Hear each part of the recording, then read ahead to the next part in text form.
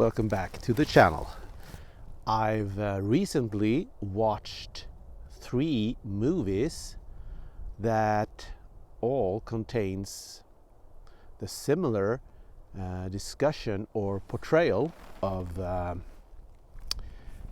very complicated human psychology. The movies are from the quite, I should say, infamous director Roman Polanski, and his private affairs are, of course, probably quite nasty. But as a movie director, he is brilliant, in my opinion. These 3 movies, The Tenant, Repulsion, and Rosemary's Baby, are simply great movies. They are, when they came out, when they were released in the late 60s, early 70s, they were quite controversial because they were new.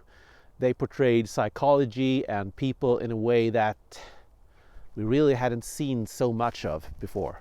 We have this new French wave of movies that are modern in a similar way, but yeah, this is also very modern movies in many ways. I'm not saying that they aren't dated in some ways. They are, of course, but I can still appreciate them for what they are and the time that they portray and so on. I find the dated aspects of it quite cool, actually. The 60s aesthetics and so on. But the interesting thing is the deep psychological things that are part of them. The most famous of these movies is probably Rosemary's Baby, the horror movie, and it's also probably the one with the least psychological aspects of it. It's it's going to be spoiler alerts when I discuss this, of course. It's a female, quite meek and timid, and I think she longs for a baby, basically. That's the foundation. And when she and her husband moves into this new apartment, a recurring theme in all of his movies, then there are strange neighbors there that start to take an interest in her in a way she finds very frightening. And she also notices her husband is strange. So there's an aspect of paranoia in this that is not really a psychological thing you say, but reality, sense of reality, is always a discussion in it. What is real? What are we imagining? Small variables around us that are true and not true, and how she sounds basically completely delusional. Like a conspiracy theorist that imagines things. And in this movie, she is right. Her paranoia, her nut job conspiracy about her neighbors and about her husband and about basically all around her is correct. This puts this movie in stark contrast to Repulsion and The Tenant. Repulsion, we are talking about a woman who is left behind when her older sister, she shares an apartment with her, goes on a vacation, and this woman loses it completely and falls deep into schizophrenia. And we are seeing this from the schizophrenic perspective, and it is creepy, it is horrible, it is brilliantly portrayed. And interestingly, knowing Mr. Polanski's personal things, he tends to portray men in all of his movies as really nasty. They are scary, they are quite nasty in general. I find this very interesting. He's a complicated figure, and Mr. Polanski, for sure. And this movie is just great. It's a movie that you see how schizophrenia is from the perspective of the schizophrenic. It is, wow, really cool movie. I can really recommend it. It's very beautiful also. I watched a nice Blu-ray edition, Criterion collection. Very good quality, black and white. It's very pretty. The third movie is probably the least known movie. It is a movie that gave me mixed feels. When I watched it, it bothered me. It's a movie about a man who is a new tenant in an apartment in which the previous tenant committed suicide by jumping out of a window, and we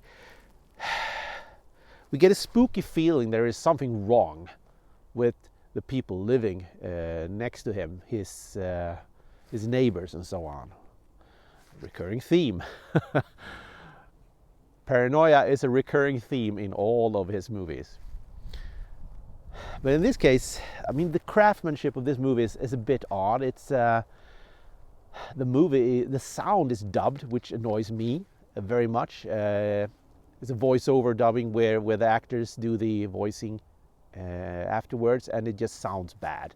That's a minus in my book. But the great thing about this movie, and it's going to be spoilers now, is the absolute mindfuck it gives you at the end.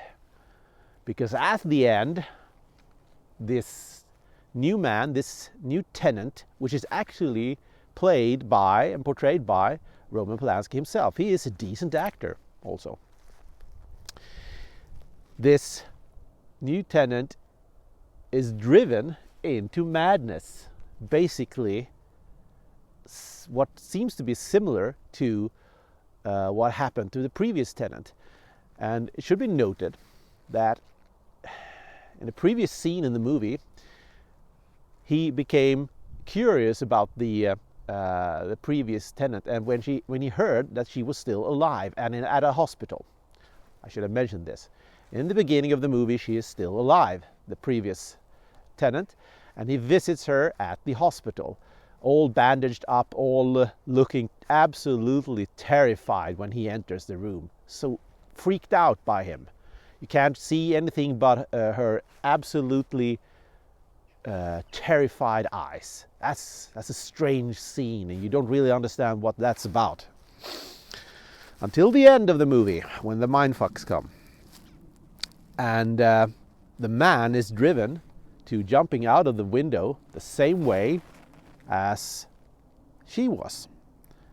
And he ends up the same way at the hospital, where he lies up, all bandaged up, the similar way like she did.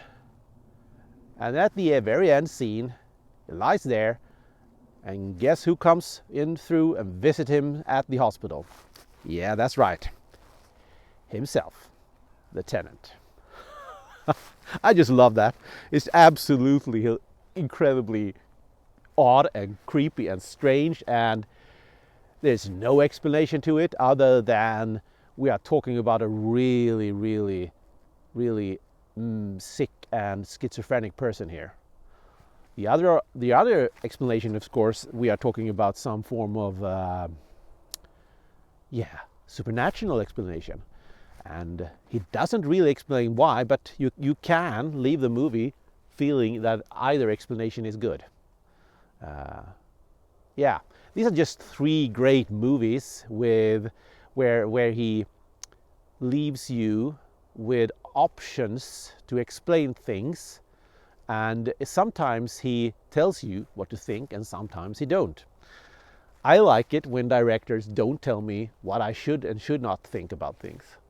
So I prefer The Tenant to the other two movies, because the other two movies are, well, they tell you what to think in another way. The Tenant, an absolute, as I said, mindfuck. It is wonderful. I have spoiled it now, so if you haven't seen it, it won't be quite a shocker as of course it would be otherwise. But the point is, they are movies about human mental illnesses, basically, mental conditions, and they are good movies. The craftsmanship is very well. and in general at least. The Tenant lacks some in the general movie department, but it's a good story for sure. I'm curious if Mr. Polanski has some form of formal training or education in psychology, or just a passionate interest in what it arrives from. If you know, let me know. I haven't bothered Googling it at all. I just liked what I watched and left it there. So I think I have seen, I know I've seen Rosemary's Baby once a long time ago, but the other two movies, no, I actually haven't seen them before. So this was the first experience. I would have remembered for sure The Tenant otherwise. So, great movies, watch them. They are part of the movie history, and they are very interesting from a psychological point of view. If you are interested in psychology, if you're studying psychology, or psychiatry rather, because we are talking about illnesses here, you should really watch these movies. They are good. They are really good.